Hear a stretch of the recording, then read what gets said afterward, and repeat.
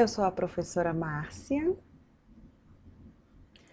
Vamos começar a nossa disciplina Psicologia da Educação no curso Letras Libras do IFNMG. Essa é a nossa terceira aula. Trataremos sobre Vygotsky. Este é o sinal. Também sobre Piaget. Este é o sinal. E sobre psicanálise. Esse é o sinal. Vygotsky, Piaget e psicanálise. Esse será o tema da nossa aula.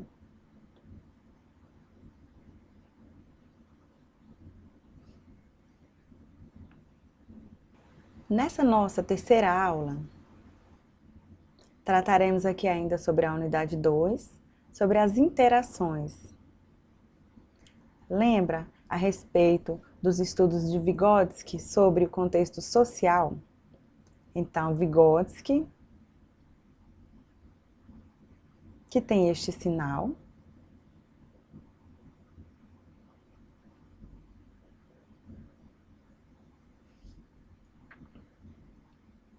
Então, Vygotsky estipulou a concepção de que a interação é interessante para o processo de desenvolvimento, bem como o processo de aquisição de conhecimento do sujeito. Este autor, ele fala que o conhecimento, a aquisição de conhecimento se dá no contexto social, através das interações. Não é somente o indivíduo, sozinho não. Precisa da interação.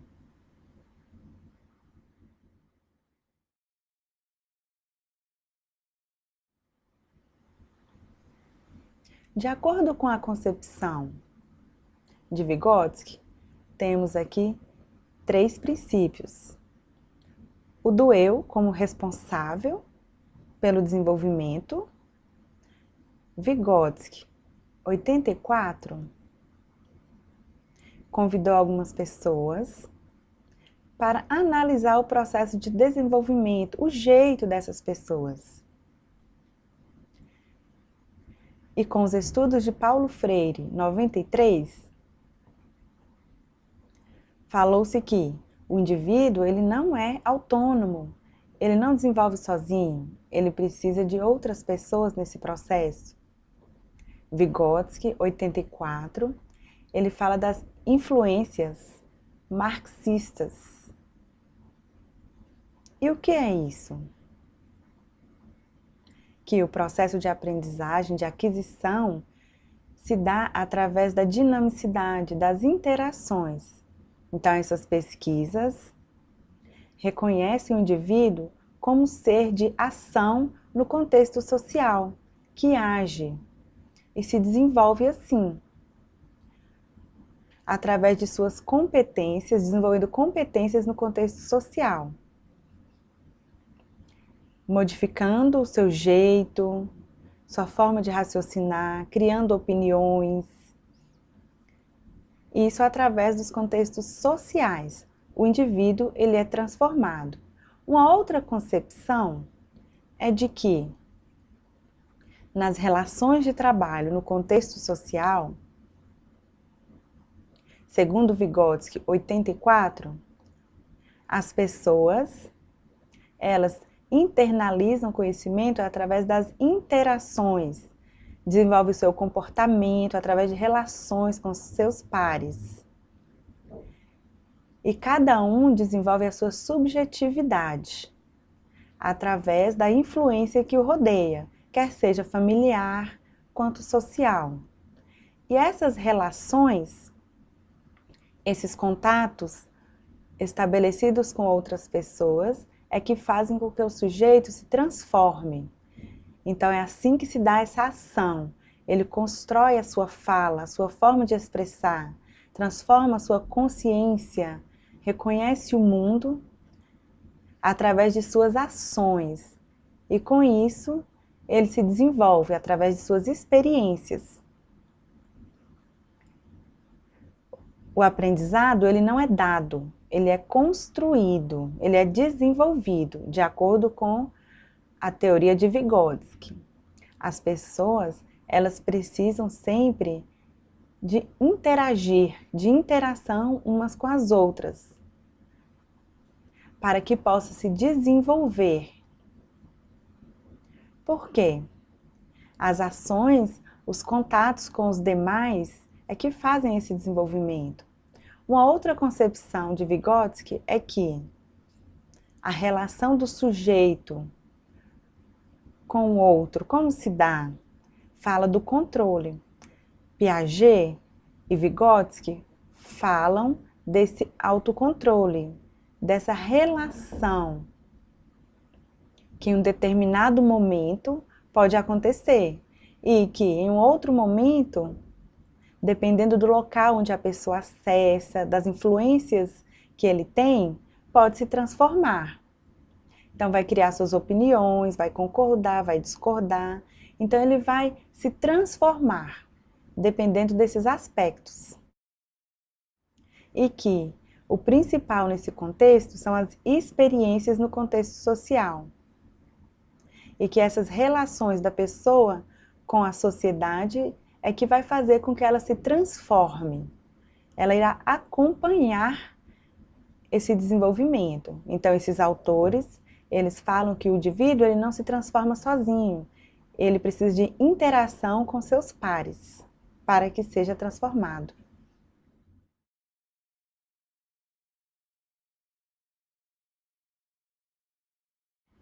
O conceito que embasa a teoria de Vygotsky, veja, temos 4 conceitos aqui, que são muito importantes nessa teoria. O primeiro, que é a mediação, este é o sinal, ou este. O que é mediação? É a forma de adquirir conhecimento, de receber e internalizar conhecimento. E isso é muito importante. Onde se dá essa aquisição de conhecimento? Através do outro. Eu recebo, é uma troca. Existem ligações com a sociedade para que eu desenvolva o meu conhecimento. Eu não desenvolvo sozinha. Preciso de interações. Então, isso é a mediação. O segundo conceito de Vygotsky é o processo de internalização. Como se dá isso? É importante nesse caso que o próprio indivíduo construa as suas relações, construa suas opiniões, reflita e guarde isso no seu consciente. Então, é algo de responsabilidade do próprio sujeito. Ele vai se preparar para isso, através da construção de conhecimentos. Então, como é isso? Ele vai aproveitar de conhecimentos e vai internalizar, vai transformar esses conhecimentos. Primeiro, a interação, onde ele recebe o conhecimento, depois ele transforma esse conhecimento, reflete e internaliza no seu consciente. Depois temos os níveis de desenvolvimento. Por exemplo, quando crianças, o indivíduo ele fica um pouco preso aos seus conhecimentos, porque as informações que recebem geralmente são restritas no contexto familiar. Uma palavra ou outra, talvez ele não conheça. Então ele começa a pesquisar e descobrir significados. Através de leitura e escrita, ele começa a desenvolver de forma gradativa. Porém, isso não se dá sozinho, precisa da ação de um adulto estimulando. Por exemplo, se a criança ela não sabe andar, ela não sabe sentar, não sabe se alimentar, não sabe se vestir. Então ela começa aprendendo e vai aprofundando essa prática. Quando criança, já nasce com essa capacidade? Não, precisa de um adulto auxiliar. Então, essa interação entre adulto e criança é que faz com que a criança aprenda a tomar banho, amarrar um sapato. Então, ele vai adquirindo conhecimento. Então, é um processo de desenvolvimento, ele vai ampliando o seu conhecimento. É uma aula de matemática, fazer contas, mais, menos, dividir, vezes. Então, hoje você sabe, mas porque alguém passou isso para você, com o tempo você foi desenvolvendo esse conhecimento. Não é já chega e já faz, está pronto, acabado, não. É um processo. Por isso, em sala de aula, a psicologia é muito importante, porque trabalha com essas diferenças de estratégias nesse processo. A quarta concepção, a zona de desenvolvimento proximal. Como se dá isso? Tem o desenvolvimento já pronto, já efetivo, e tem o desenvolvimento que está em andamento. O desenvolvimento que já está pronto, o indivíduo, ele já é independente. Ele não precisa de ajuda. Ele já é capaz de resolver determinada situação, determinado problema. Ele já sabe agir. Então, através de conselhos de adulto ou de familiares, ele desenvolveu isso. Bom, tem um outro estágio que talvez ele ainda não saiba fazer sozinho. Ele ainda não desenvolveu esse aprendizado. Ele está em etapas. Então, nessa nova etapa aqui, se ele ainda não tem condições de resolver sozinho determinada situação, o que acontece? Ele precisa desenvolver essa capacidade. Então, Vygotsky coloca essas competências, coloca essas concepções a serem desenvolvidas através das interações, essa aquisição de conhecimento, bem como essa internalização para depois a utilização em prática desse conhecimento. Por exemplo, andar, fazer determinada coisa. Então, tem alguma coisa que ele pode fazer já independente, já desenvolveu isso. Já outras coisas ele está em processo de desenvolvimento. Essas são as concepções que desenvolvidas por Vygotsky desde criança até a idade adulta, as fases.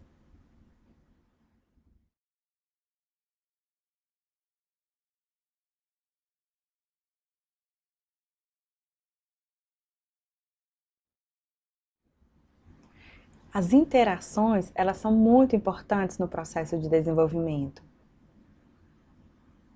O sujeito, no seu processo de desenvolvimento, ele precisa ser auxiliado. Se não há esse auxílio, essa interação, como vai desenvolver o conhecimento? Vygotsky, em 84, ele fala a respeito da necessidade do outro no processo de desenvolvimento do indivíduo, no processo de formação, de construção de opiniões, reflexões. Então, o sujeito, ele precisa se comunicar, ele precisa interagir no contexto social. As crianças precisam disso para se desenvolver. O indivíduo sozinho, ele não adquire, ele não desenvolve conhecimento. Então, precisa dessas interações, precisa da comunicação entre adultos e crianças. E é com essas interações é que há o aprendizado. A aquisição da linguagem, ela se inicia através das interações. Através da comunicação é que ocorre o desenvolvimento. Então, Davis, ele vem nos falar sobre isso. Vygotsky, ele traz dois tipos de desenvolvimento diferentes. Tem o desenvolvimento real, onde a criança ela já tem a competência desenvolvida, autônoma, ela já sabe, ela percebe, ela faz. E tem o outro desenvolvimento que é o potencial, onde ali ela é capaz de aprender com a ajuda de alguém. Ela sozinha talvez tenha empecilhos. Então, esses dois tipos de desenvolvimento. Aqui, nesse primeiro, não precisa de orientação de ensino, já existe autonomia. E neste, existe ainda dificuldade, mas há ainda o que desenvolver com auxílio de um outro. Então, temos esses dois tipos de desenvolvimento no processo de aquisição de conhecimento. Isso é muito importante.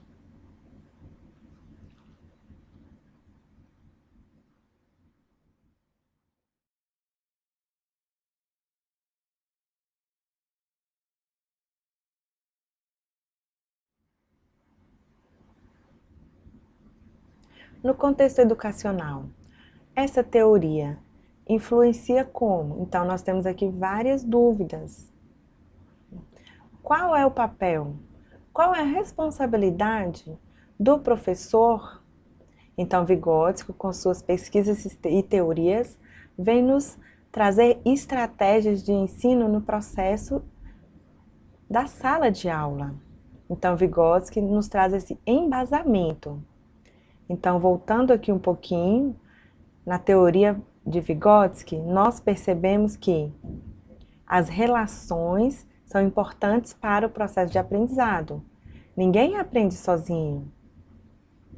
Por isso, o professor tem um papel muito importante, bem como uma responsabilidade, que é promover essa troca, essa interação entre as crianças e o professor, é estimular esse desenvolvimento, de forma que não haja barreira, propiciar a construção de conhecimento, bem como a aquisição de informações, e que isso seja interessante, que essa troca de experiências possa proporcionar esse conhecimento e que haja uma melhor aquisição das informações nesse contexto.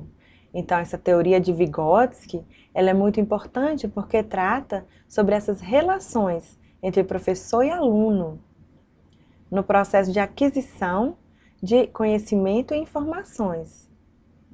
Vygotsky fala dessa relação entre o professor. Então, a psicologia, ela está no contexto educacional.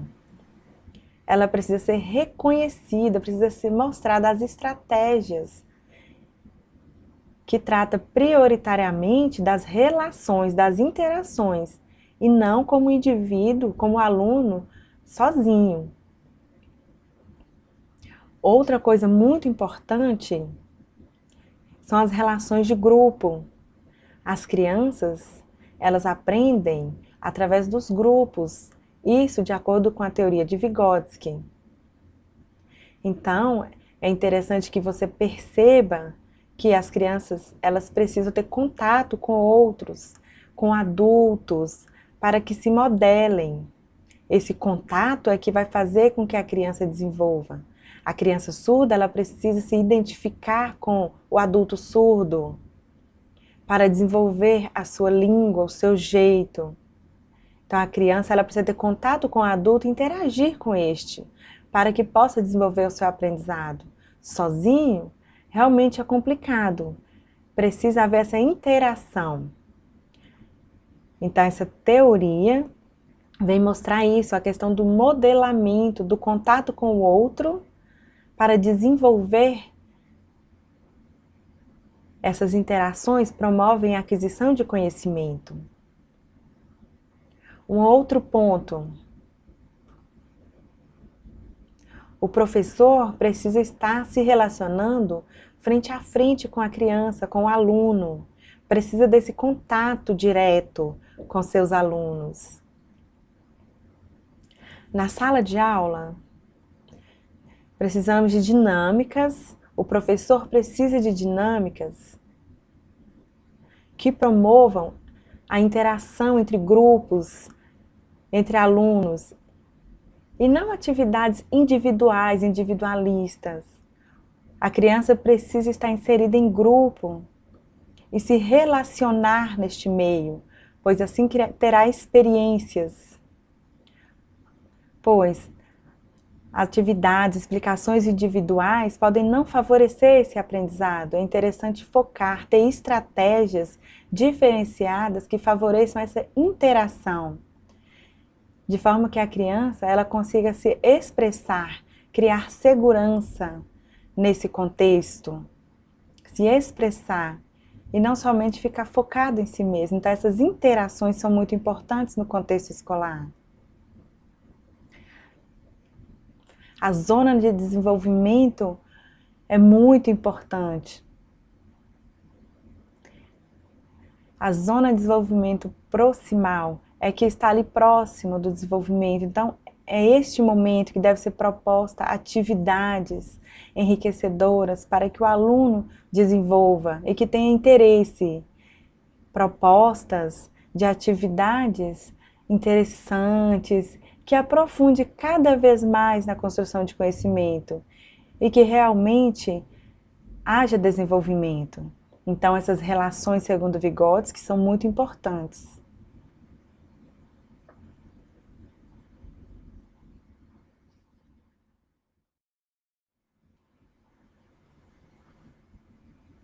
Vamos conhecer agora a psicogenética pesquisada por Jean Piaget. Este é o sinal. Então, a psicogenética de Piaget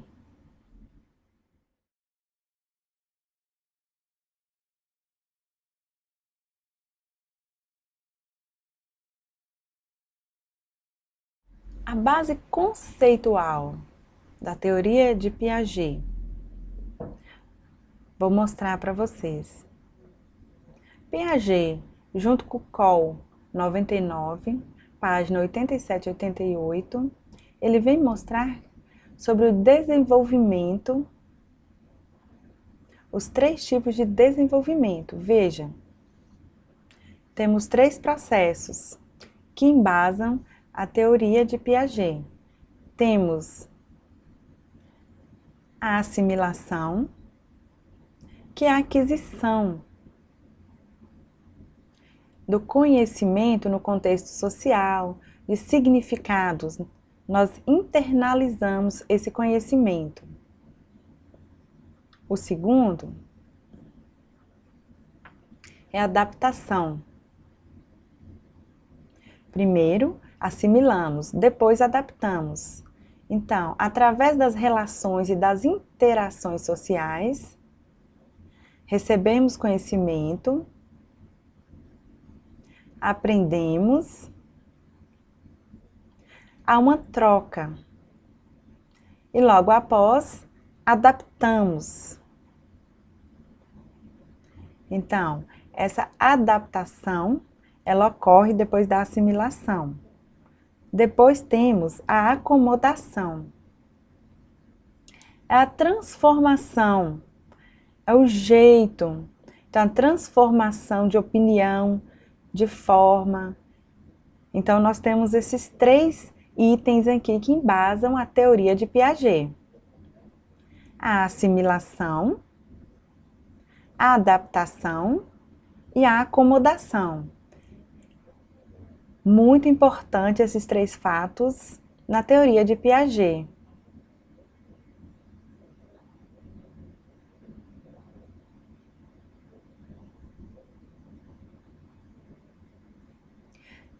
Então, os estágios pesquisados por Piaget em 2002, ele vem marcando os estágios na vida do indivíduo. Não é um estágio só contínuo, temos estágios de acordo com a faixa etária. Cada estágio foca uma idade e cada estágio tem suas características. São características diferentes que podem ser influenciadas pelo contexto social, escolar, dentre outros. De acordo com a pesquisa de Bolk, 2002, a Piaget ele fez recortes no decorrer da vida, ou seja, sua pesquisa tem as fases, os estágios que foram influenciados pelo contexto social. Então, Bock, ele vem separar também esses estágios.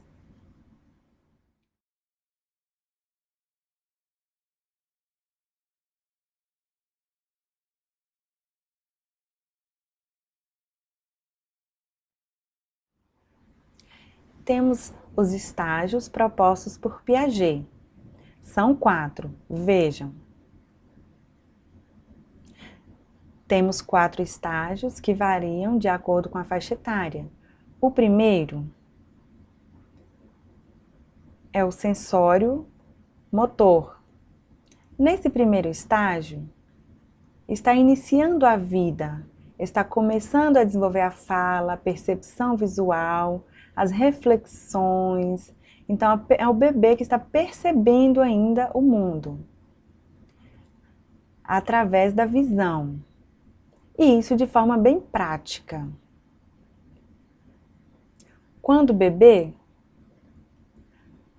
começa a percepção através de imagens, palavras, o contato com a família, com a mãe, vai adquirindo esse conhecimento e vai marcando esse conhecimento. Vai conhecendo o seu corpo, apalpando. É algo novo. Tudo está sendo novo, o mundo é novo, o corpo é novo. Então é o primeiro estágio, onde ela está se descobrindo. Descobrindo o seu corpo, as partes do seu corpo. Esse é o primeiro estágio. O segundo é o pré-operatório.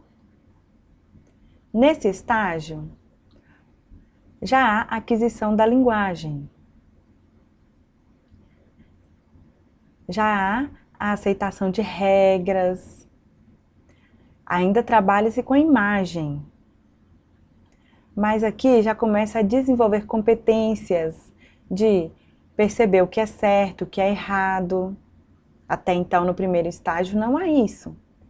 Nesse segundo estágio, já entra a questão do limite imposto pela família, os aconselhamentos. Começa a perceber o mundo, começa a perceber o abstrato. Temos o terceiro estágio, que é o operatório concreto. Dos 7 aos 11 anos, mais ou menos. Aqui já começa a trabalhar com reflexões abstratas. Começa a perceber as visões diferentes sobre um mesmo ponto. Então, começa a trabalhar com raciocínio lógico. Começa a desenvolver suas opiniões, mesmo que de forma básica, embasando-se os seus pensamentos no seu conhecimento, mas já tem noção do certo ou errado e começa já a criar hipóteses, opiniões. E isso através da influência da família. No quarto estágio temos o operatório formal, a partir dos 12 anos. Aqui, percebe-se que a criança já tem características mais fortes, que já consegue refletir de forma mais efetiva, que até então não fazia. Aqui começa a opinar, criar hipóteses com embasamento. Nessa fase de adolescente, já não se prende mais ao que é prático, já consegue trabalhar com a teoria, com o abstrato de forma tranquila, absorver conceitos. Então aqui trabalhamos com os estágios de Piaget, as fases colocadas por Piaget.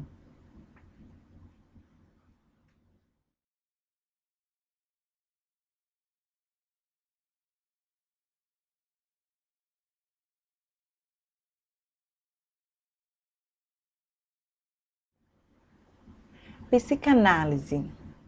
Este é o sinal.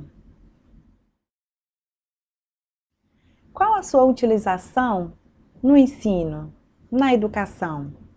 Então, essa teoria da psicanálise, ela é muito importante no Letras Libras, uma vez que vocês, alunos, precisam conhecer como se dá essa interação entre alunos e professores, estratégias, metodologias, conteúdos, didáticas diferenciados a serem utilizados no processo de aprendizagem.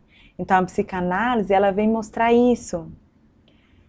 Essa teoria da psicanálise, ela vem para que o professor, ele se reconheça como ser atuante e que deve criar estratégias no processo de ensino. A psicanálise, ela está inserida no contexto educacional.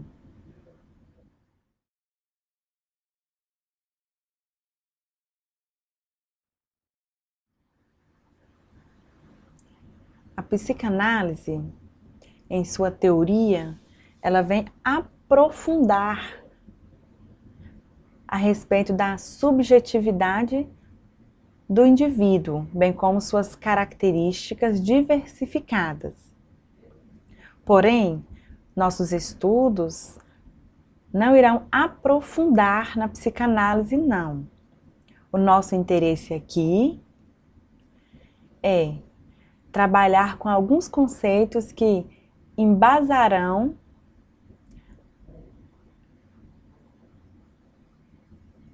algumas fases importantes, as psicossociais. Vejam.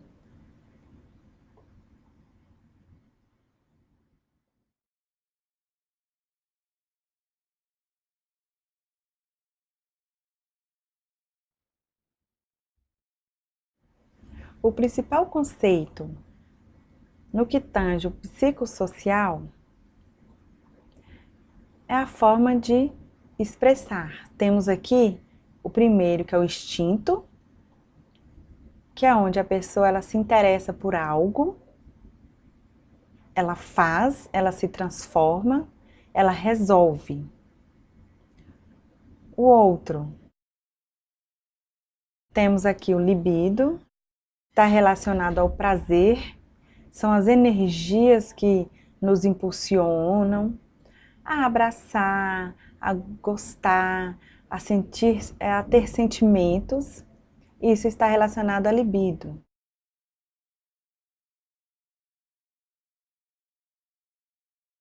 Temos a repressão.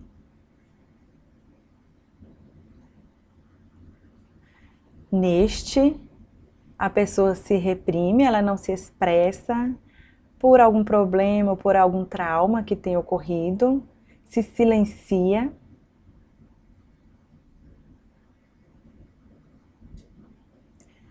Temos a negação, onde é a não aceitação de regras, o não querer, não sentir bem ao aceitar regras.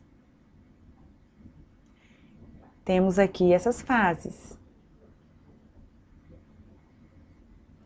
Temos a identificação, que é onde nos identificamos com algo, nos modelamos, lutamos por algo. Isso é a identificação. O outro jeito é a regressão, seria a infantilização, ações infantis, teimosia, seria uma regressão mesmo, uma infantilização, uma confusão de sentimentos.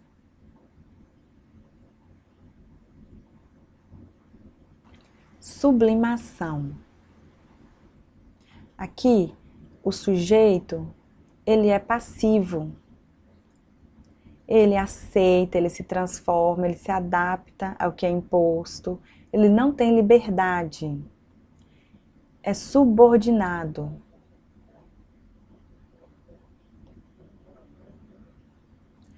Racionalização. Aqui há o raciocínio lógico, o consciente do que pode e o que não pode. Isso é a razão. Temos a formação reativa. Neste, O sujeito, ele não se expressa.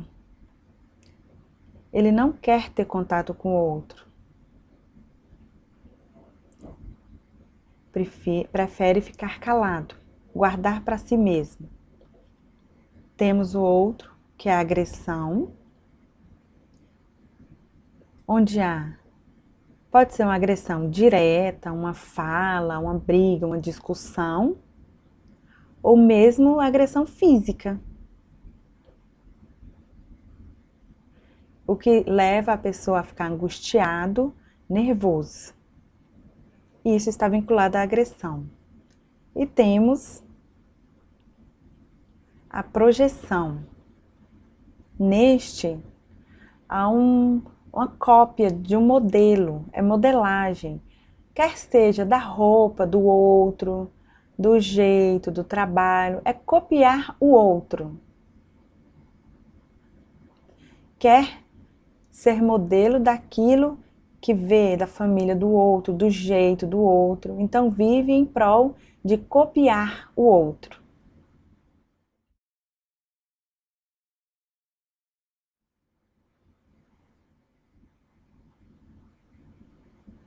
Freud,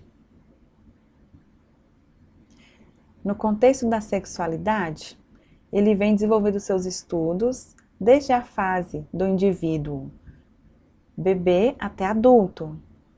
Então, as ligações do prazer entre o indivíduo no contexto social. Então, quando criança até adulto. Ele desenvolveu 5 fases. Veja.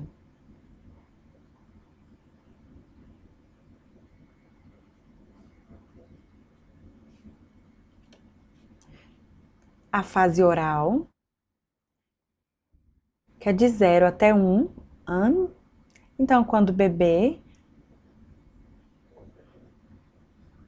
que trabalha com aspectos da sucção, está bem direcionado à boca, o prazer está na boca. É o primeiro sentido que ele tem, está relacionado à boca, uma vez que é ali que ele se alimenta. Então, ele desenvolve esse prazer na boca. A outra fase, a segunda, é a anal, de 1 até os 3 anos de idade, mais ou menos. A criança começa a perceber o seu corpo, admirar com o processo do seu organismo, ao ir ao banheiro, ao defecar. Então ele começa a se admirar com isso, o que ele pode fazer. É um processo, ele tem controle sobre isso, sobre o seu organismo, de soltar, abrir. Então o organismo ele é controlado. Ele sabe que ele se alimenta e o seu organismo vai expulsar esse alimento de uma forma e que ele pode controlar isso. Temos a terceira fase, que é a fálica, dos 3 até os 5 anos, mais ou menos. É muito importante esse desenvolvimento, essa fase, porque aqui começa a conhecer os órgãos sexuais, masculino e feminino, e começa a desenvolver, a perceber, a se identificar com o pai ou com a mãe. Então percebe que o menino é como o pai, que se identifica como o pai, então começa a ter mais interação com este. Então começa a perceber a diferença entre homem e mulher, essas transformações.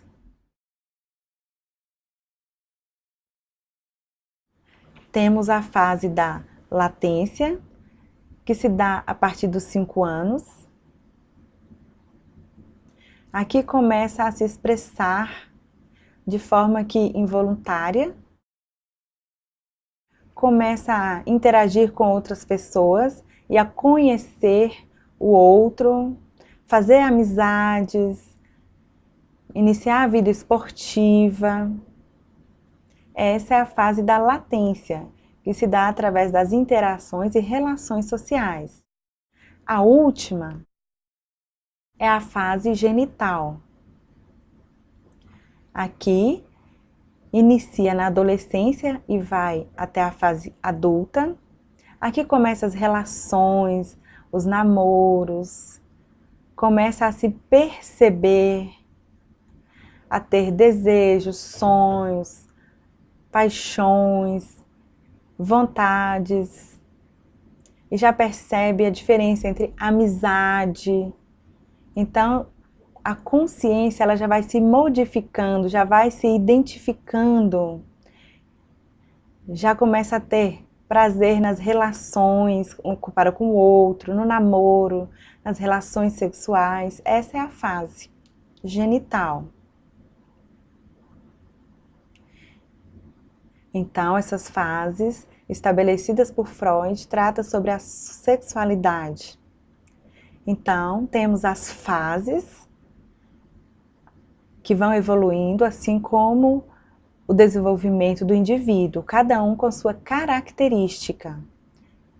E isso é influenciado pelo contexto escolar.